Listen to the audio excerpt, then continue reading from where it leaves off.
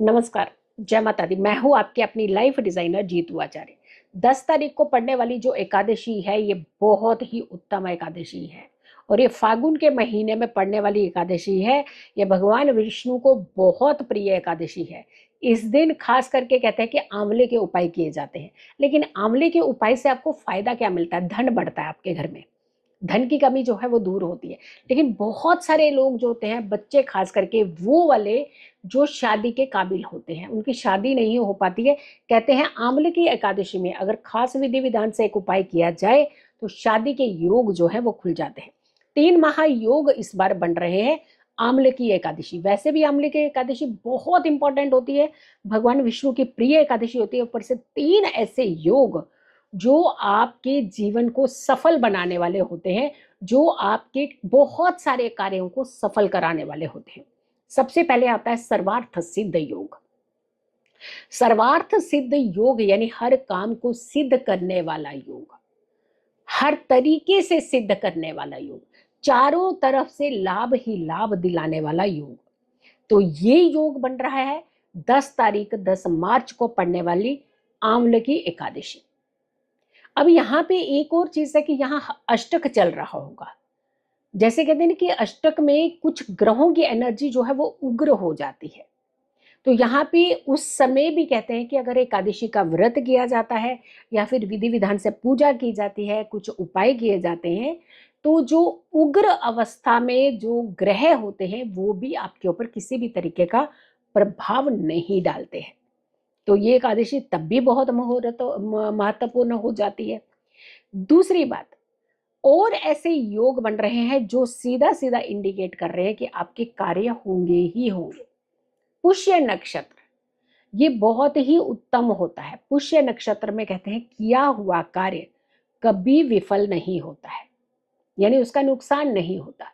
In fact उसमें कई गुना ज्यादा लाभ होता है। तो पुष्य नक्षत्र भी बन रहा है। पुष्य नक्षत्र हो गया और सर्वार्थ सिद्धि योग हो गया और फिर शोभन योग भी इस दिन बन रहा है।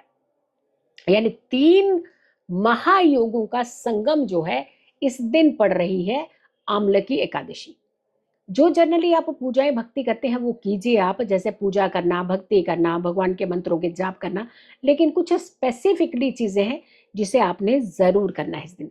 बहुत सारे लोग अपने घरों में पेड़ लगाना चाहते हैं आंवले का। कहते हैं ये दिन, ये समय अति उत्तम होता है अगर आप अपने घर में आंवले का पेड़ लगाते हैं, बहुत अच्छा होता है। आपके घर में साक्षात भगवान विष्णु का आशीर्वाद आता है। भगवान भोलेनाथ भी प्रसन्न होते हैं, भगवान विष्णु बहुत प्रसन्न होते हैं। तो आंवले का पेड़ अगर लगाने का मन में कभी भी विचार हो रहा हो तो आप इस दिन लगाइए। 10 तारीख को आप ये कार्य कर सकते हैं क्योंकि एकादशी 10 तारीख की पड़ रही है।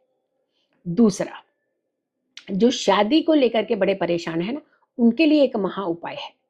पीले रंग की हल्दी जो होती है, गांठ वाली हल्दी, कच्ची हल्दी नहीं, ड्राई हल्दी, जिसे आप पीस करके पाउडर फॉर्म बनाते हैं, ड्राई वाली गांठों वाली हल्दी, ये आप लीजिएगा और उसके पीले धागे से ही उसकी माला बनाइएगा।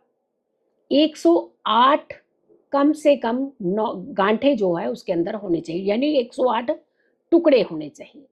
और वो माला आपने भगवान विष्णु को अर्पित करनी है। लेकिन अर्पित ऐसे ही नहीं कर देनी है। सबसे पहले एक पीला वस्त्र लेना है, वो वस्त्र भी आपने भगवान विष्णु को चढ़ाना है। उसे एक साफ प्लेट के अंदर आप रख लीजिएगा। कपड़े के ऊपर आपने हल्दी की माला रखनी है। ओम नमो भगवते वासुदेवाय, इस मंत्र का जाप 108 बार करना है। फिर आपने ये माला जो है भगवान विष्णु को अर्पित कर देनी है। ये आप 10 तारीख को किसी भी समय इस उपाय को कर सकते हैं, क्योंकि उदया की एकादशी इसी दिन है। तो आप सुबह से लेके शाम तक, सूर्य अस्त तक ये उपाय कर सकते हैं किसी भी समय। उसके बाद आपने ये जो हल्दी की जो माला आपने अर्पित की है, अगली सुबह आपने ये हल्दी की माला उठा लेनी है।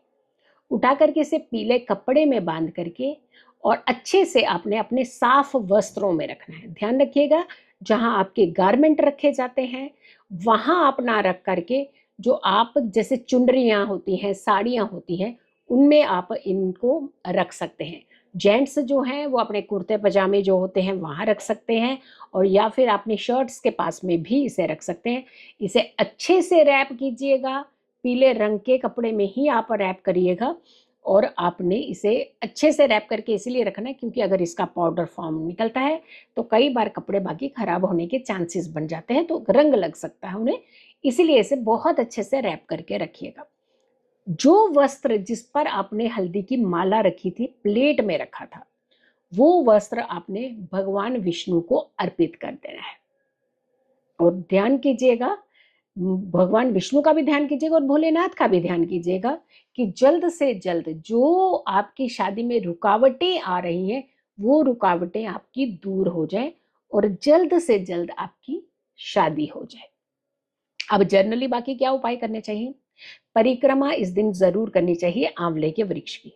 अगर आपके घर में आंवले का वृक्ष नहीं है तो आप एक नया वृक्ष भी लगा सकते हैं, छोटा सा पौधा लगा सकते हैं, वो बड़ा फॉर्म ले लेता है बाद में, लेकिन आप उस पे भी सेंटर में रख करके तो आप उसकी परिक्रमा कर सकते हैं। या फिर आंवले के पेड़ की एक टहनी मंगवा लीजिए, उसे एक गमले में लगा करके उसके आगे एक दिया प्रज्वलित करके भगवान विष्णु का ध्यान करने के बाद उसकी परिक्रमा भी आप कर सकते हैं।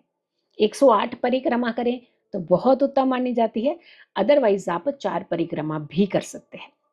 अब आती बात कि दीपक सुबह और शाम 2 समय दीपक जरूर प्रज्वलित करें आंवले के पेड़ के पास में, और इसके अलावा आप अपने घर के मंदिर में। ये दोनों चीजें भी बहुत ज्यादा अच्छी और शुभ आपको प्रभाव देने वाली होंगी। आंवले का रस जो होता है उसे कुछ बूंदे अपने नहाने वाले जल में डाल करके इस दिन स्नान जरूर करना चाहिए। आंवला भगवान विष्णु को अर्पित करके प्रसाद रूपी हर व्यक्ति को आंवला इस दिन जरूर खाना चाहिए। मंत्रों का जाप जो होता है ये हमें शुद्धि प्रदान करता है, हमारे घर में सुख और समृद्धि देता है। तो ओम नमो भगवते वासुदेवाय इस मंत्र का जाप जरूर दिन में कम से कम 108 बार तो कीजिए ही कीजिए। ये कार्य आप कीजिएगा, और ये फागुन माह की जो एकादशी है, ये आपके आने वाले फागुन मास की एकादशी से पहले आपके सभी कार्यों को पूर्ण करने वाली एकादशी बन सकती है। जिस भाव से आप उपाय करेंगे लाभ उसी भाव से मिलेगा। सो इसलिए अच्छे भाव से ही आप किसी भी उपाय को कीजिएगा। वीडियो को जरूर शेयर कीजिएगा और मेरी आने वाली हर वीडियो को जरूर देखें। खुश रहें, स्वस्थ रहें, पॉजिटिव रहें। पॉजिटिव रहते हैं तो हर समस्या से हम दूर रहते हैं। जल्दी हाजिर होंगे कि अच्छी वीडियो के साथ। तब तक के लिए नमस्कार, जय माता दी।